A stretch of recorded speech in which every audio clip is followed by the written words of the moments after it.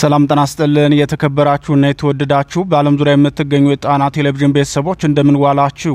አክብሮታዊ ሰላምታችን በያላችሁበት ሁሉ ይድረሳችሁ እያልን የሐምሌ 28 ቀን 2018 ዓ.ም የጣና ቴሌቪዥን የሰዓቱን ዋና ዋና ዜናዎች ርዕሶቹን አስቀድመን እናስደምጣችኋለን። በአማራ ፋኖ ብሔራዊ ንቅናቄ አራቱም ጠቅላይ ግዛቶች የሚካሄደው የሰራዊት ግንባታ ስልጠናና ምረቃ በተጠናከረ ሁኔታ ቀጥሏል። በአጼ ቴዎድሮስ 201ኛ ኮር 74ኛ ክፍለ ጦር የተካሄደውን የሰራዊት ምረቃና በዚህ ዙሪያ የወጡ መረጃዎችን የሚዳስስ ዝርዝር ዘገባ ይዘናል።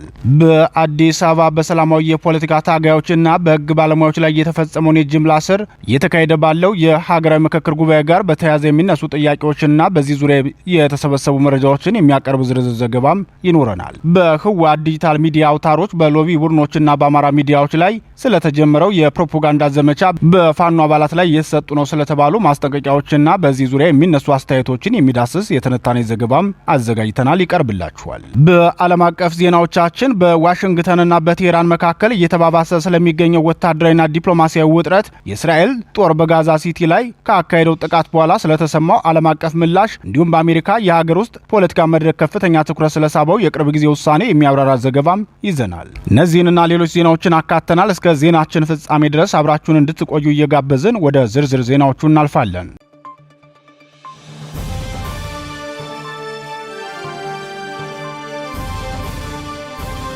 የሰራዊት ስልጠናና ምረቃ ቀጥሏል። የአማራ ፋኖ ብሔራዊ ንቅናቄ በአራቱም ጠቅላይ ግዛቶች የሚያደርገውን የሰራዊት ግንባታና ስልጠና አጠናክሮ የቀጠለ ሲሆን ይህም የህልውና ትግሉን ህዝባዊነትና የቀሪ አሸናፊነት ያመላክታል ተብሎለታል። የአጼ ቴዎድሮስ 201ኛ ኮር 74ኛ ክፍለ ጦር በትናንትናው ዕለት ከፍተኛ ቁጥር ያለው ሰራዊት አሰልጥኖ ማስመረቁን የዙ ህዝብ ግንኙነት ክፍል አስታውቋል። 74ኛ ክፍለ ጦር ያስመረቃቸውን የሰራዊት አባላትን አስመልክቶ መረጃውን ለጣና ቴሌቪዥን የገለጸው የ201ኛ ኮር ህዝብ ግንኙነት ክፍለ ጦሩ ባለፉት 3 ወራት ከ450 በላይ ሰልጣኞችን በመቀበል እና በማሰልጠን ከባድ አካባቢያዊና የተፈጥሮ ፈተናዎችን በመጋፈጥ ብቃት ያለው ወታደራዊ ኃይል አሰልጥኖ አስመርቋል ብሏል። የ201ኛ ኮር ህዝብ ግንኙነት ክፍል አክሎም በዚህ ዘመን አማራ መሆን በየአድራሻው በድሮን ያስጨፈጭፋል፣ በሜንጫ አንገት ያስቀላል፣ ሀብት ንብረት ያዘርፋል፣ ታግቶ የህይወት አድን ግብር በየመንገዱ እስከ 4.5 ሚሊዮን ድረስ ይከፈላል፣ በየከተሞቹ ያፈናቅላል፣ ቤተክርስቲያንና መስጊዶች በሰደድ እሳት እንዲቃጠል ያደርጋል፣ በአጠቃላይ የአማራ የሆነ ሁሉ ከገጸ ምድር ይወድማል። ይህ ሁሉ የሚፈጸመው በአብይ አህመድ ትዕዛዝ ነው። አማራውን ከመኖር ወደ አለመኖር መቀየር አለብኝ፣ የጥንቱን አጥፋ ያሁኑን አጥቃ በማለት የተነሳ የብልጽግናው መሪ በኢትዮጵያ ምድር ሞት የተፈረደበት አማራ ከደረሰበት ቅርቃር ለመውጣት ሁሉም አማራ በታሪክ ገጽ የተገለጠ አስደማሚ ገድል እየፈጸመ ይገኛል ሲል የፋኖን ተጋድሎና ህዝባዊ ተቀባይነት በዝርዝር ተናግሯል። በጎጃም ጠቅላይ ግዛት ሙሉ ሰራዊታቸውን ይዘው የገቡት ጄኔራል ብርሃኑ ጥላሁንና ከፊል ጦራቸውን ይዘው የዘመቱት ጄኔራል ማመር ተሰማ የአማራን ትውልድ በከባድ መሳሪያ ለመጨፍጨፍ በተሰማሩበት በዚህ ወቅት አጼ ቴዎድሮስ 201ኛ ኮር 74ኛ ክፍለ ጦር በየሳምንቱ ጀብድ በመስራት በሩብ ዓመቱ ደግሞ አዲስ የሰለጠነ ኃይል በማስመረቅ ላይ እንደሚገኝ የህዝብ ግንኙነት ኃላፊው ተናግሯል። የአማራ ፋኖ ብሔራዊ ንቅናቄ አጼ ቴዎድሮስ ከሁለት ቀናት በፊት እንዲሁ በተመሳሳይ ከፍተኛ ቁጥር ያለ የኮማንዶ ሰራዊቱን አርበኛ ዝናቡ ልንገራው በተገኘበት ማስመረቁ ይታወሳል። በሌሎች የአማራ ህዝብ ጠቅላይ ግዛቶችን በተመሳሳይ ከፍተኛ ቁጥር ያለው የፋኖ ሰራዊት ሰልጥኖ ወደ ግዳጅ ቀጠና ለመሰማራት መዘጋጀቱን በተከታታይ መዘገባችን ይታወሳል። በሌላ ዜና የአማራ ፋኖ ብሔራዊ ንቅናቄ ጎንደር ጠቅላይ ግዛት በላይ ዘለቀዝ በቅርቡ ሁሉን አሳታፊና አካታች አንድነት ምስረታው እውን ማድረጉን ተከትሎ ጸረ አማራ የህወሓት ተልዕኮ ተቀባይ ኃይሎች አፍራሽነት ሚና ለመወጣት ጥረት እያደረጉ መሆኑን ለጣና ቴሌቪዥን የደረሰው መረጃ ያመላክታል። በተለይ የጎንደር ፋኖ አንድነቱን እውን ማድረጉን ተከትሎ የትግሌ ቀይ መስመር ብሎ ያስቀመጣቸው መታገያ አጀንዳዎቹ ያልተመቻው ህወሓት የአፍራሽነት ሚና ያላቸውን ግለሰቦች ስምሪት ሰጥቶ እርስ በርስ ተኩስ ለማስከፈት እየሰራ መሆኑ ታውቋል። እዚህ ጉዳይ ተከታታይ መረጃዎችን ይዘን የምንመለስ መሆኑን ከወዲሁ እየገለጽን ወደ ተከታዩ ዜናችን እናመራለን።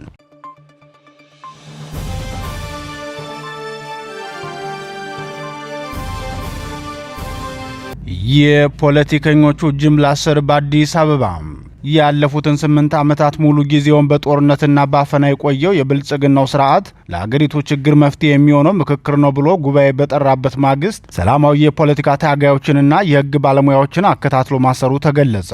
ሰው በፖለቲካ አመለካከቱና በአስተሳሰቡ ብቻ ሊታሰርም ሆነ ሊታፈን አይገባውም፣ በእኔ የስልጣን ዘመን ማንም አሳዳጅ ማንም ተሳዳጅ የለም ሲሉ ቃል ገብተው የነበሩት የብልጽግናው ሊቀመንበር በስልጣን ዘመናቸው ግን ሙሉ ጊዜያቸውን ያሳለፉት ተቃዋሚዎቻቸውን በማሳደድ በማሰር በማፈንና አለፍ ሲልም ከባድ አካላዊ ጉዳት በመፈጸም ነው። በትናንትናው ዕለትም የኢህአፓውን ስራ አስፈጻሚ አቶ ይስሐቅ ወልዳይና የቀድሞው ጨፌ ኦሮሚያ ምክር ቤት አባሉ አቶ ታዬ ደንዳ ጠበቃ አቶ አበራ ንጉስ መታሰራቸው ይታወቃል። ዛሬ ደግሞ የቀድሞው የኢዜማ ጽህፈት ቤት ኃላፊ የነበሩት አቶ አበባ አካሉ መታሰራቸው ተሰምቷል። አቶ አበራ ንጉሴ እስከ ቅርብ ጊዜ ድረስ የፖለቲካ ተሳትፎ የሌላቸው ቢሆንም የቀድሞው የሰላም ሚኒስትር ዴታና የጨፌ ኦሮሚያ ምክር ቤት አባሉ አቶ ታዬ ደንዳ ጠበቃ በመሆናቸው ምክንያት ሊታሰሩ እንደቻሉ አስተያየት ሰጪዎች ተናግረዋል። ሁለቱ ፖለቲከኞች አቶ አበባ አካሉና አቶ ወልዳይ ይስሐቅ በበኩላቸው የብልጽግናውን ስርዓት በግልጽ የሚቃወሙና ለዚህም የተቃዋሚ ፓርቲ አባልም አመራርም መሆናቸው ይታወቃል። ለሁለቱ ግለሰቦች የእስር ምክንያትም በተለያዩ መገናኛ ብዙሃን በሚሰጧቸው ስርዓቱን የሚተቹ ንግግሮቻቸው ሳይሆን እንደማይቀር ይታመናል። ሁለቱም የተቃዋሚ ፓርቲ አመራር እንደመሆናቸውና የህዝብን ጥያቄም ተቀብለው ማስተናገድ እንደሚገባቸው ፖለቲከኞች ስርዓቱን በሚዲያ መተቸትና ድክመቱን ማጋለጥ ነውሩን ማሳወቅ የሚጠበቅባቸው ፖለቲካዊ ተልኳቸው ነው። ይህን በማድረጋቸው ብቻም ለእስርም ሆነ ለወከባና ለእንግልት ሊዳረጉ እንደማይገባ ደግሞ የስርዓቱ ቁልፍ ሰዎች እንታመንለታለን የሚሉት ህገ መንግስታቸውም ቢሆን የሚደግፋቸው ነው።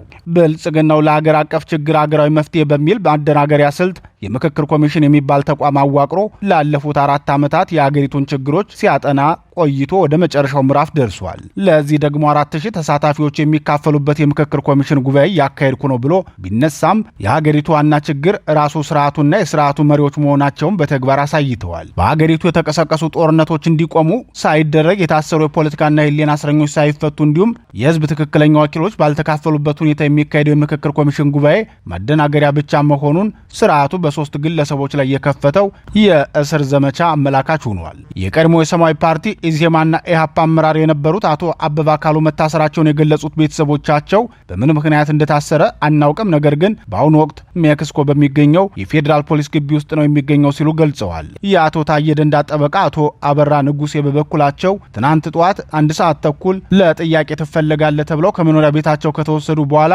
ፖሊስ 2 የእጅ ስልኮቻቸውን ከመውሰድ ውጭ ፍተሻ እንዳላደረገባቸው ቤተሰቦቻቸው ገልጸዋል። የፖለቲካ ተሳትፎ ያልነበራቸው የህግ ባለሙያው አቶ አበራ ንጉሴ አዲስ የፖለቲካ ፓርቲ በማደራጀት ሂደት ላይ ይገኙ እንደነበር ተጠቅሷል።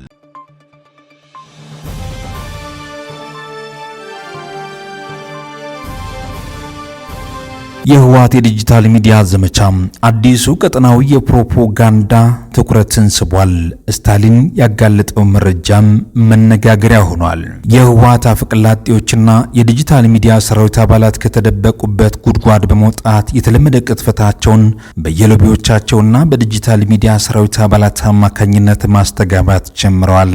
ከዚህም አጋር የተባሉ የፋኖ አባላትን በስም እየጠቀሱ ማስጠንቀቂያ በመስጠት ላይ ሲሆኑ በአማራ ሚዲያዎች ላይም የተቀናጀ ዘመቻ ተጀምሯል። ለአብነትም የህወሓት ልሳን የሆነው ስታሊን ገብረስላሴም አርበኛ ፋኖ አስረስ ማረን በማስጠንቀቅ በኢትዮ ፎከስ ሚዲያ ባለቤት ጋዜጠኛ በለጠ ካሳ ላይ ዘመቻ ከፍቷል። ስታሊን ፋኖ አርበኛ አስረስ ማረን የህወሓት አጋር እንደሆነ አድርጎ በመግለጽ ከጋዜጠኛ በለጠ ካሳ ጋር ያደረገውን ቃለ ምልልስም በጽኑ አውግዟል። በተጨማሪም አርበኛ አስረስ የቀረበው በብልጽግና ሚዲያ ላይ እንደሆነ በመግለጽ ከዚህ በኋላ ያለ ህወሓት ፍቃድ ከየትኛው ሚዲያ ጋር ቃለ ምልልስ እንዳያደርግ ሲል አቅጣጫ በመስጠትም ትዕዛዝ አስተላልፏል። ፋኖ አርበኛ አስረስ ማረ እስካሁን ምላሽ ያልሰጠ ቢሆንም ጋዜጠኛ በለጠ ካሳ ግን በትናንትናው ዕለት የሚከተለው ምላሽ በፌስቡክ ገጹና በሰራው ቪዲዮ ተናግሯል።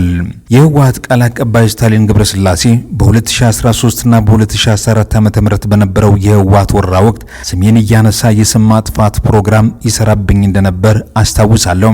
በሚያዝያ 2016 ዓ.ም ከሀገር ከወጣው በኋላ ግን በውስጥ መስመር አግኝቶኝ የስደት ድጋፍ ሊያመቻችልኝ ቃል በመግባት ሊመለምለኝ ሞክሮ ነበር። ነገር ግን አልተሳካለትም። በወቅቱ በትግራይ ኃይሎች በኩል ወደ ወልቃይትና ራያ ለሚደረገው እንቅስቃሴ ወይም ወረራም የትኞቹ የፋኖ ክፍሎች ወይም አባላት ይቃወማሉ ብሎም ጠይቆ ነበር።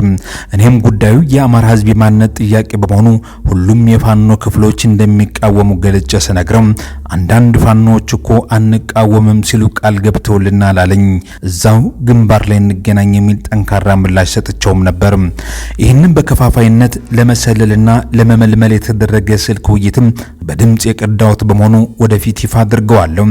የምልመላ ሙከራው የከሸፈበት ይህ አፈቀላጤ ግን በሚዲያ ስሜን ለማጥፋትና ለፋኖ መመሪያ እንደሚሰጥ አድርጎ ለመዛት እየሞከረ ይገኛል።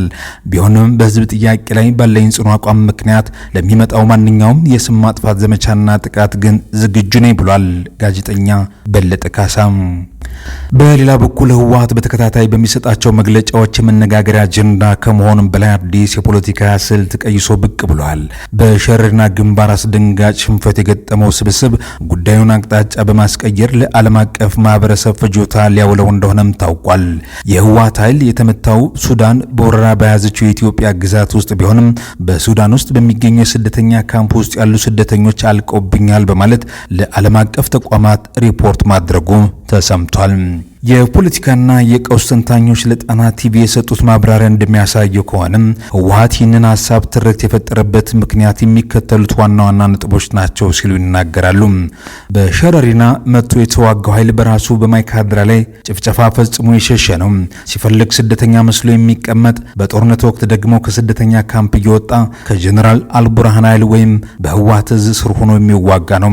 በመሆኑም በስም ደረጃ በካምፑ ከተመዘገቡ ስደተኞች መካከል በዚህ ጦርነት ያለቁ እንዳሉ መገመት አያዳግትም ያሉ ሲሆን፣ በሌላ በኩል ደግሞ ሰሞኑን የገጠመውን ወታደራዊ ሽንፈት ለመሸፈን ጉዳዩን የሰብአዊ መብት ጥሰት አስመስሎ ማጮህ ያዋጣኛል ብሎ በማሰቡ ለቅስቀሳና ለፖለቲካ ትርፍ እየተጠቀመበት ይገኛል ብሏል። አንዳንድ ሚዲያዎች በጦርነት ምክንያት ከትግራይ ወደ ሱዳን ሰዎች ተሰደዱ እያሉ የሚያሰራጩት ዘገባ የተሳሳተ ነው ያሉ ሲሆን፣ ጦርነቱ ከትግራይ ክልል ጋር ስላልተገናኘ ከትግራይ የሚፈናቀል ህዝብ የለም ብሏል። ንጹሃን ቢፈናቀሉም እንኳን ጦርነቱ እየተካሄደ ያለው በአማራ ክልል በሱዳን በተወረረ መሬት ስለሆነ ከዚህ ክልል ነባር ሊፈናቀል የሚችለው የአማራ ህዝብ እንጂ ሌላ አይደለም። ነገር ግን አካባቢው ሰው የማይኖርበት የጦርነት ቀጠናና ድንበር በመሆኑ እንዲሁም የተፈናቀሉ አማራ ቢሆን ኑሮ ወደ ሌላ የሀገሪቱ አካባቢ እንጂ ወደ ሱዳን ስለማይሄድ መሰል ስደት አልተከሰተም ሲሉ ጉዳዩን ያስረዳሉ። ይልቁንም ከትግራይ የተሰደዱ የተባሉት ከጦርነት የሸሹ የህወሓት ታጣቂዎች ናቸው። እነዚህ ታጣቂዎችም ሆኑ ቁስለኞች የሚሸሹት ቀደም ሲል ወደ ተመዘገቡበት የስደተኛ ካምፕ ነው። በመሆኑም በጦርነቱ የቆሰሉትም የሞቱትም በስደተኛ ካምፕ ውስጥ የተመቱ አስመስለው ማቅረብ እንደ አትራፊ የፕሮፓጋንዳ ስልት አድርገውታል። ጦርነቱ የተካሄደው በስደተኛ ካምፕ ውስጥ ሆኖ አቅራቢያዎችም ሊሆን አይችልም። እውነታው ያ ቢሆን ኖሮ መጀመሪያ መግለጫ የሚያወጣው የአልቡርሃን መንግስትና ስደተኞችን የሚቀበለው ዓለም አቀፍ ተቋማት መሆን ነበረበትም። ህወሓት እስካሁን ባይሳካለትም ጊዜ ወስዶ መሰል ሐሰተኛ ተረክቶችን ለመፍጠር እየሰራ ይገኛል የተባለው። ከሸረሪና ውጭ ወደ ቤኒሻንጉል ጉምዝ አቅጣጫ እንቅስቃሴ አድርገው የነበሩት አርሚ 7 እና አርሚ 13 የተባለው ኃይሎችም በሸረሪና በኩል ያለውን ኃይል ሲመታበት ወደዛ ለማዞር ሲሞክር በድሮን ሳይመንቱ አልቀረም ሲል የጣና መረጃ ምንጫችን ይናገራል። በመሆኑም የነዚህ ታጣቂዎች አስከሬን እንኳን ሰብስቦም በስደተኛ ካምፕ ውስጥ በመጣልና በመቅረጽ ለአንድ ሰሞን ማወዛገቢያ አጀንዳ ሊያደርገው ይችላል ተብሎ ይገመታል ሲሉ ተንታኞቹ ይናገራሉ። ሌላውና አወዛጋቢው ጉዳይ በጦርነት የሱዳንን ፈጥኖ ደራሽ ኃይል መክሰሱ ነው። ህወሓት ብልጽግና ውጊያ ከፈተብኝ ባለበት አንደበቱም የሱዳንን ፈጥኖ ደራሽ ኃይልም ከሷል። ይህ የህወሓት አጀንዳ ውጊያውን ቀጠናዊ ለማድረግና ፈጥኖ ደራሽ ኃይሉን በውክልናው ጦርነት ጎትቶ ለማስገባት የሄደበት ርቀትን የሚያሳይ ነው ተብሏል።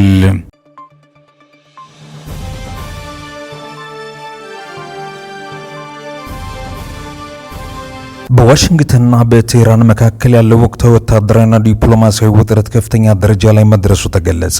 የአሜሪካው ፕሬዝዳንት ዶናልድ ትራምፕ ከኢራን ጋር አዲስ የዲፕሎማሲ ድርድር መጀመሩን የገለጸ ሲሆን ይህ ድርድር ቴህራን ስምምነት ላይ እንድትደርስ ላለፉት 5 ወራት የዘለቀውን አህጉራዊ ግጭት እንድታቆም የሚሰጥ መጨረሻ ዕድል መሆኑን በሰበር መግለጫው አስጠንቅቋል። ሆኖም ግን አልጀዚራ ባወጣው ዘገባ መሰረት የኢራን መንግስት ከአሜሪካ ጋር ምንም አይነት ቀጥተኛ ድርድር እያደረገች ያለ መሆኑንም አስተባብላለች። አይደለችም።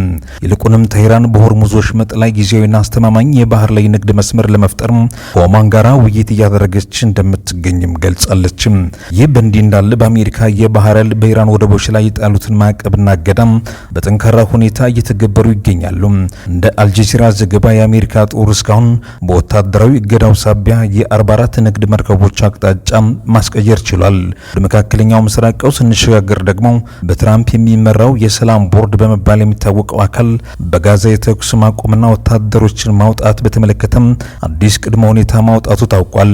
አልጀዚራ ባወጣው መረጃ መሰረት እስራኤል ወታደሮቿን ከጋዛ ምድር ሙሉ በሙሉ በማስወጣቷም ሂደት ውስጥ ሐማስ ቅድሚያ ሙሉ በሙሉ ትጥቁን መፈታት እንዳለበት ቦርዱ አሳስቧል።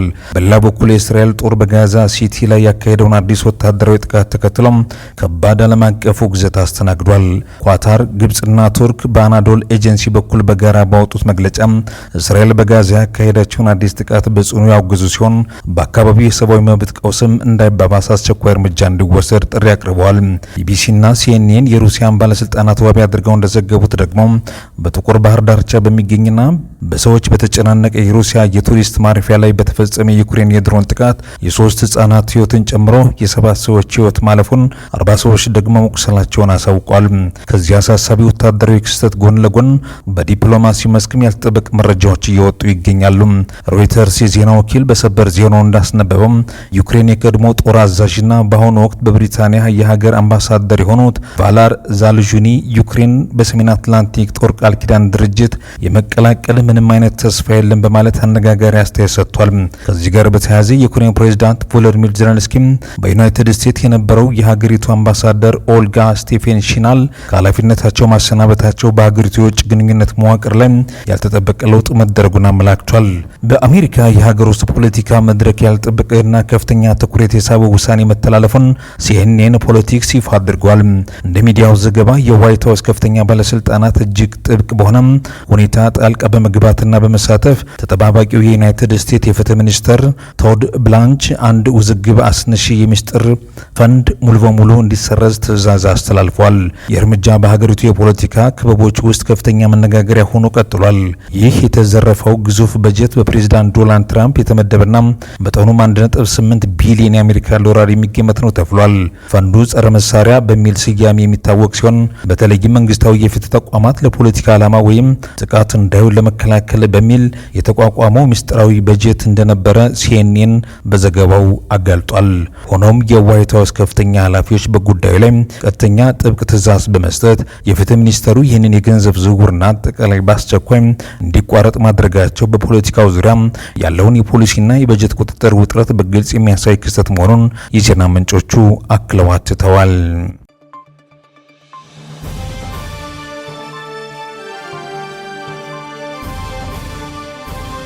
የተወደዳችሁና የተከበራችሁ የጣና ቴሌቪዥን አድማጭ ተመልካቾቻችን የሰዓቱ ዜናችን የተከታተላችሁትን ይመስል ነበር። ምሽቱ የጣና ዜና ወጃችን እስከምንገናኝ በዚሁ ተሰናበትን። ጤና ይስጥልን።